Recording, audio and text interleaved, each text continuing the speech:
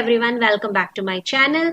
आज जिस नए चैप्टर के बारे में हम बात करने वाले हैं उसका नाम है एंटरप्रेन्योरियल इमेजिनेशन एंड क्रिएटिविटी। इसमें हम दो चीजों पर फोकस करने वाले हैं कि इमेजिनेशन क्या होता है और उसके अंदर सब पार्ट्स क्या होंगे वो हम करेंगे, और क्रिएटिविटी किसे कहते हैं, कैसे ये एंटरप्रेन्योर के लिए जरूरी है, इसके क्या प्रोसेस है, और भी बहुत कुछ इसमें हम डिस्कस करने वाले हैं। इस चैप्टर को मैं आपको दो पार्ट्स में करवाऊंगी। आज हम क्रिएटिविटी के बारे में पढ़ेंगे, तो चलिए जल्दी से चैप्टर स्टार्ट करते हैं। इस इमेजिनेशन का मतलब क्या होता है? इमेजिनेशन का मतलब होता है जब हम अपने दिमाग में कोई चीज सोचते हैं, इमेजिन करते हैं कोई ऐसी चीज के बारे में जो एनवायरनमेंट में एग्जिस्ट ही नहीं करती। और क्रिएटिविटी का मतलब होता है कि जो आपने सोचा उस चीज को प्रैक्टिकली परफॉर्म कर देना। जैसे कि एग्जाम्पल लेते हैं, सपोज करते हैं कि मुझे ना वॉशिंग मशीन में कपड़े धोना पसंद है और मुझे उसमें ये भी पता है कि मैं उसमें कपड़ों को स्पिन कर सकती हूँ, लेकिन मेरी ये इमेजिनेशन है कि काश कोई ऐसी वॉशिंग मशीन होती जो कपड़ों को प्रेस भी कर देती। ठीक है, अब ये मेरी इमेजिनेशन है, मेरे दिमाग में ऐसी सोच उपज गई है ना। ऐसा इन रियलिटी में तो नहीं है, लेकिन अगर मैं इसी आइडिया के ऊपर काम करके वाकई में कोई ऐसी वॉशिंग मशीन बना दूं जो कपड़े प्रेस भी कर दे, तो वो मेरी क्रिएटिविटी हो जाएगी। एग्जाम्पल समझ आ गया? चलिए अब हम इसको आगे और डिटेल में डिस्कस करते हैं, लेकिन उससे पहले मैं आपको कहना चाहूंगी कि अगर आपने चैनल अभी तक सब्सक्राइब नहीं किया तो प्लीज पहले चैनल को सब्सक्राइब कर दीजिए और वीडियो को लाइक शेयर करना मत भूलिएगा। नोट्स के लिए आप मुझे टेलीग्राम चैनल पर ज्वाइन कीजिए, लिंक आपको डिस्क्रिप्शन में मिल जाएगा। फ्री नोट्स मिलेंगे आपको, घबराना नहीं है, ठीक है, बिल्कुल फ्री पीडीएफ नोट्स हैं। अब हम बात कर रहे थे कि एंटरप्रेन्योरियल इमेजिनेशन क्या होता है।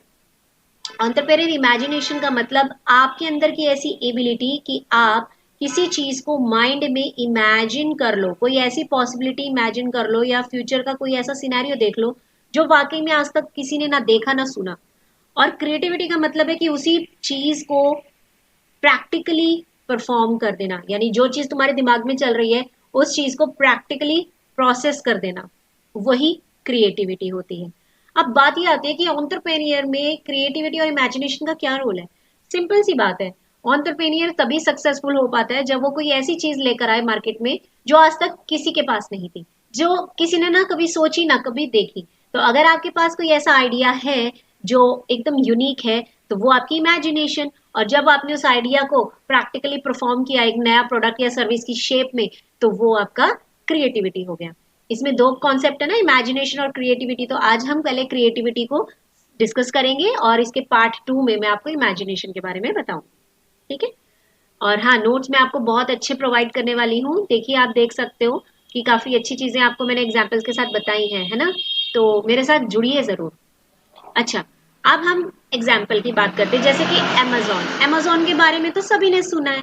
अब इसकी इमेजिनेशन जब आई तो कैसे हुई? जो जेफ बेजोस हैं, उन्होंने इमेजिन किया कि क्यों ना एक ऐसा वर्ल्ड बनाया जाए जहां पर ऑलमोस्ट हर तरह की बुक अवेलेबल हो और हर किसी के लिए अवेलेबल हो, फिर वो चाहे इंडिया में हो या इंडिया के बाहर हो, कहीं पर भी हो वो इंसान। ठीक है, जिस कंट्री में ये आइडिया, मतलब जिस पर्सन के माइंड में ये आइडिया आया था, उन्होंने कहा मेरी कंट्री के अलावा बाकी सब कंट्रीज में भी बुक्स अवेलेबल होनी चाहिए और इसमें लिमिटेड फिजिकल बुक स्टोर होना चाहिए।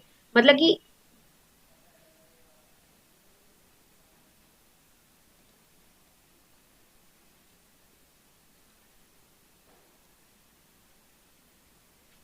अब हम इसका एग्जाम्पल देखते हैं, जैसे कि अमेजोन। अमेजोन के जो ओनर थे जेफ बेजोस, उन्होंने इमेजिन किया कि एक ऐसा वर्ल्ड बनाया जाए जहां पर ऑलमोस्ट हर तरह की बुक अवेलेबल हो और हर इंसान के लिए हो, और फिर वो चाहे वर्ल्ड के किसी भी कोने में रहता हो उसे वो बुक मिल जाए। ठीक है, हम अपनी बुक स्टोर को एक फिजिकल बुक स्टोर्स तक ही लिमिटेड नहीं रखेंगे। अब ये आइडिया जब उनके दिमाग में आया तो ये सिर्फ एक आइडिया था, लेकिन जब ये इमेजिनेशन को उन्होंने रियलिटी में परफॉर्म कर दिया तो वो क्रिएटिविटी हो गई कि अपने आइडिया को कैसे आप प्रैक्टिकली शेप देते हो। उन्होंने एक ऑनलाइन प्लेटफॉर्म बनाया जहां पर बुक्स भी प्रोवाइड होने लगी और अब तो इवन हर चीज अमेजोन पे अवेलेबल होती है। एक और एग्जाम्पल लेते हैं उबर का। उबर के मालिक ने भी सोचा कि लोगों को हम इस तरह की सर्विस दें कि अगर एक शहर से दूसरे शहर जाना है तो उनको आसानी से सेफ्टी के साथ कम हम प्रोवाइड कर सके, तो उन्होंने उस चीज को प्रैक्टिकली परफॉर्म किया। एयरबीएनबी, ये कुछ ऐसे एग्जाम्पल्स हैं जहां पर हमारी इमेजिनेशन और क्रिएटिविटी आती है। अब हम बात करेंगे कि क्रिएटिविटी का मीनिंग क्या होता है। Creativity is defined in many different ways. A number of scholars suggested that creativity is the generation of imagination, new ideas.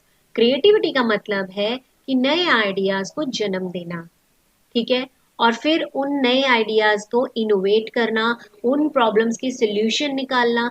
क्योंकि हम जब इमेजिन करते हैं वो हम तभी इमेजिन करते हैं कि जब हमें कोई प्रॉब्लम होती है। जैसे मैंने एग्जांपल लिया था वॉशिंग मशीन में कपड़े प्रेस करने वाला, ये मेरे माइंड में आइडिया क्यों आया? क्योंकि मुझे प्रॉब्लम होती है कि भाई इतने सारे कपड़े धोए, सुखाए, सब कुछ किया, उसके बाद प्रेस भी करूं मैं।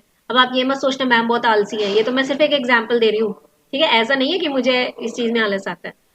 तो ये मेरी एक प्रॉब्लम थी, तो उसका सोल्यूशन निकाला गया। यही बात है क्रिएटिविटी में कि इमेजिनेशन में एक प्रॉब्लम आती है और फिर उसका एक सोल्यूशन निकाला जाता है, ठीक है।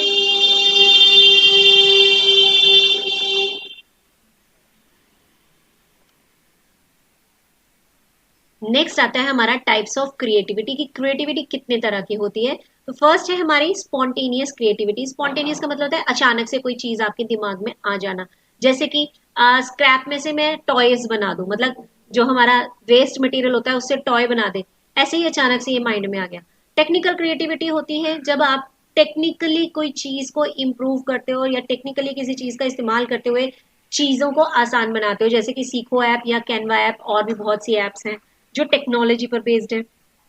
इंसेंटिव क्रिएटिविटी, इसका मतलब होता है कि यहाँ पर हम मटेरियल्स का इस्तेमाल करते हैं, अलग अलग इंग्रेडिएंट्स का इस्तेमाल करके एक नई चीज बना देते हैं।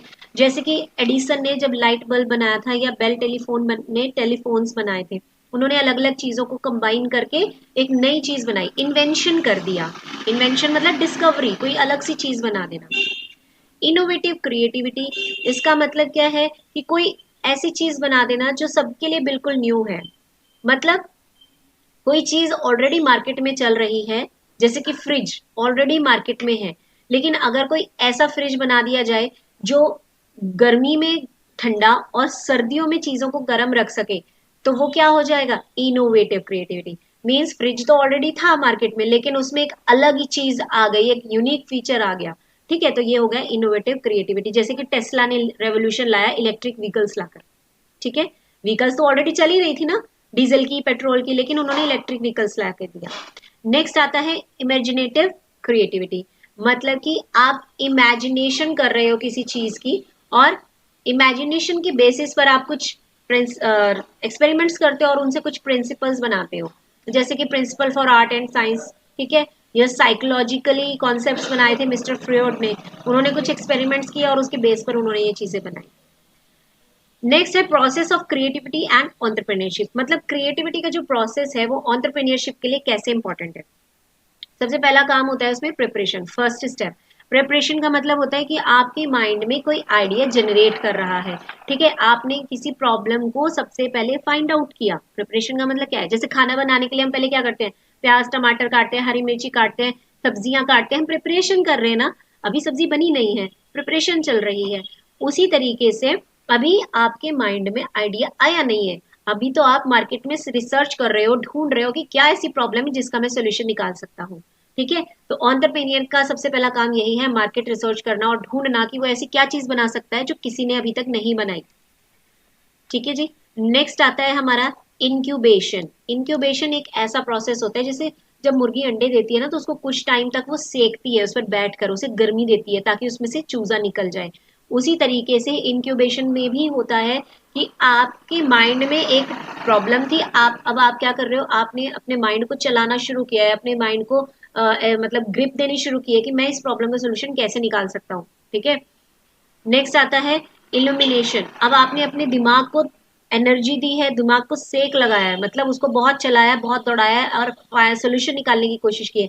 तो एल्यूमिनेशन में क्या होगा कि अब आपको एक आसान सा इंस्पिरेशन मिल गई है, आपको एक तरीका मिल गया है, आपके दिमाग में कोई चीज आ चुकी है, आपको पता लग गया, एक सेंस आ गया आपके अंदर कि हाँ मैं इस प्रॉब्लम का सोल्यूशन निकाल सकता हूँ और इस चीज का ये सोल्यूशन हो सकता है, ठीक है।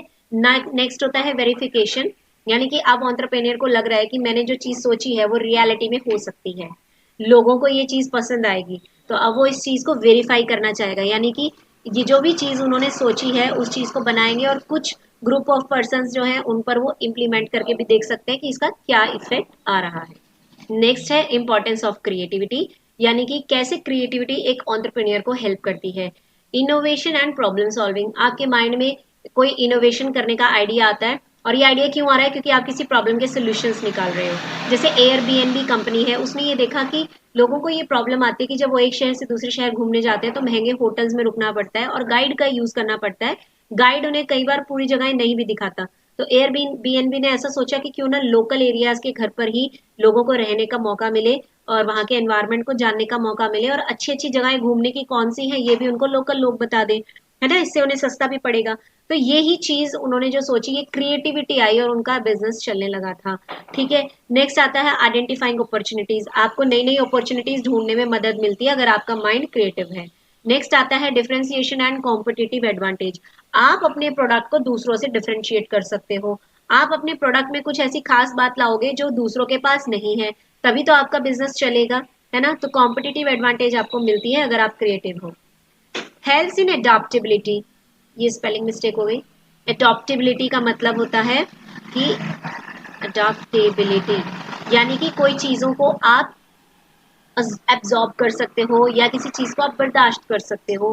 तो जब कोई क्रिएटिविटी आती है ना, तो क्रिएटिविटी से हम नए नए सॉल्यूशंस निकाल पाते हैं और उससे हम प्रॉब्लम को अडॉप्ट कर पाते हैं। ग्रोथ एंड एक्सपेंशन, बिजनेस को बढ़ाने में और एक्सपैंड करने में मदद मिलती है अगर हमारा दिमाग क्रिएटिव है। एम्प्लॉय एंगेजमेंट, आपके एम्प्लॉय आपके साथ तभी अच्छे से काम करेंगे जब आप उनको नए नए आइडियाज दोगे, टीम में काम करोगे, अच्छी लीडरशिप करोगे। और कैसे आपको अपने एम्प्लॉयज को खुश रखना है और उनको काम करने के लिए उकसाना है या उत्साहित करना है, ये भी अपने आप में एक क्रिएटिविटी है। हर कोई दूसरों से काम अच्छे से नहीं करवा पाता, है ना। नेक्स्ट आता है फ्यूचर प्रूफिंग, यानी फ्यूचर के लिए आपके पास प्रूफ बनता चला जाता है। क्योंकि अगर आप कोई नई चीज लेकर आ रहे हो मार्केट में जो आज तक किसी के पास नहीं थी, तो ऑब्वियसली आपका बिजनेस बहुत अच्छा ग्रो करेगा और आपके बिजनेस का एक प्रूफ बन जाएगा कि ये अच्छा बिजनेस है। ड्राइविंग इकोनॉमिक ग्रोथ, मतलब आपके बिजनेस की अच्छी ग्रोथ होती है। नेक्स्ट है बॉटलनेस टू क्रिएटिविटी। बॉटलनेस का मतलब होता है क्या प्रॉब्लम्स आती है, ठीक है ना। यानी कि क्रिएटिविटी करने में क्या क्या प्रॉब्लम्स आती है, क्या उसकी लिमिटेशंस हो सकती है। तो फर्स्ट है रिसोर्स कंसंट्रेट्स, यानी आपके पास रिसोर्सेज की कमी है। आपके पास आइडिया है, आपको पता है क्या चीज करनी है, लेकिन आपके पास प्रॉपर पैसा नहीं है, मशीन्स नहीं है, लेबर नहीं है। नेक्स्ट आता है fear of failure. Her business में सबसे पहला खतरा यही रहता है कि पता नहीं मेरा बिजनेस चलेगा या नहीं, कहीं मैं फेल ना हो जाऊं। फियर ऑफ फेलियर हमेशा बना रहता है, जिससे कि आप क्रिएटिविटी नहीं कर पाते हो और एंटरप्रेन्योर का बिजनेस फ्लॉप हो सकता है। लैक ऑफ क्लियर गोल्स, हमारे को पता ही नहीं है कि हमें क्या करना है, हमारे गोल्स क्या है। इनइफेक्टिव प्रोसेसेस, यानी आपका जो काम करने का तरीका है, जो प्रोसेस है, वो इफेक्टिव नहीं है। आपने माइंड में जो सोचा है वो तो बहुत अच्छा है, लेकिन उसको रियलिटी में आप ढंग से प्रैक्टिकली कर नहीं पा रहे हो, ठीक है। अपने आइडिया को एक प्रैक्टिकल शेप नहीं दे पा रहे हो, जिससे बिजनेस फ्लॉप होने का डर है। स्टिफलिंग एनवायरमेंट्स, यानी एनवायरमेंट हमेशा बदलता रहता है, डायनामिक है।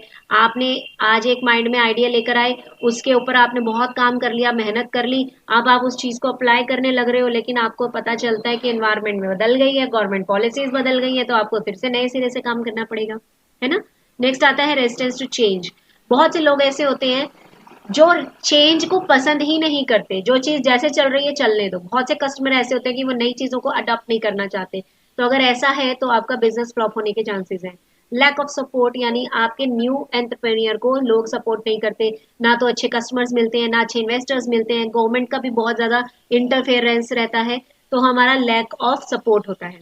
लैक ऑफ ऑटोनॉमी, यानी कि हम सही तरीके से बिजनेस को कर नहीं पाते।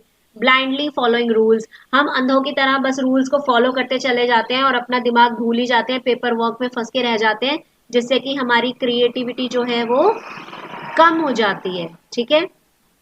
नेक्स्ट है कि क्या स्ट्रेटजीज हैं जिससे कि आप अपनी इस बोटलनेस को खत्म कर सकते हो, यानी अपनी इस लिमिटेशन को खत्म कर सकते हो। फर्स्ट, प्रोवाइड रिसोर्सेज, यानी रिसोर्सेज को कलेक्ट करो, पैसा इकट्ठा करने की कोशिश करो, मशीन्स, लैंड, लेबर इकट्ठा करने की कोशिश करो। फॉस्टर सपोर्टिव कल्चर, अच्छा कल्चर बनाइए, कॉम्पिटिटर्स को सही नज़र से देखें, उसके साथ मतलब हेल्दी कॉम्पिटिशन रखें, खुद को इम्प्रूव करने की कोशिश करें। Improve communication and process, public के साथ अच्छे कम्युनिकेशन डेवलप करने की कोशिश करें, प्रॉपर प्रमोशंस करें, एडवर्टीजमेंट्स करें, कस्टमर सपोर्ट सर्विसेज करें, ताकि लोग आपकी तरफ अट्रैक्ट हो। एम्पावर टीम, अपनी टीम को टाइम टू टाइम मोटिवेट करते रहें, ठीक है। उनके साथ टीम स्पिरिट का काम करते रहें, मोटिवेशन हो, टीम स्पिरिट हो, अच्छी लीडरशिप होगी तो ऑब्वियसली वो अच्छा काम करेंगे। डिफाइन क्लियर गोल्स, अपने गोल्स को अच्छी तरह से डिफाइन करो, पता होना चाहिए क्या करना है, कैसे करना है। किस पर्सन को क्या काम करना है ना। मीन्स जो हमने ऊपर बॉटलनेस के पॉइंट्स पढ़े थे ना, वहीं से हमारी स्ट्रेटेजीज आ रही है ओवरकम करने की। Keep an I on business environment, business environment पे लगातार नजर रखें। जैसी कोई चीज बदलने वाली है या बदल रही है, उसके हिसाब से खुद को भी बदलें, ताकि बदलते माहौल के साथ आप अच्छे से काम करें, बिजनेस को नुकसान ना हो। ठीक है, तो इसी के साथ हमारा क्रिएटिविटी कॉन्सेप्ट तो यही खत्म होता है। वीडियो कैसी लगी जरूर बताइएगा। Bye bye, have a good day.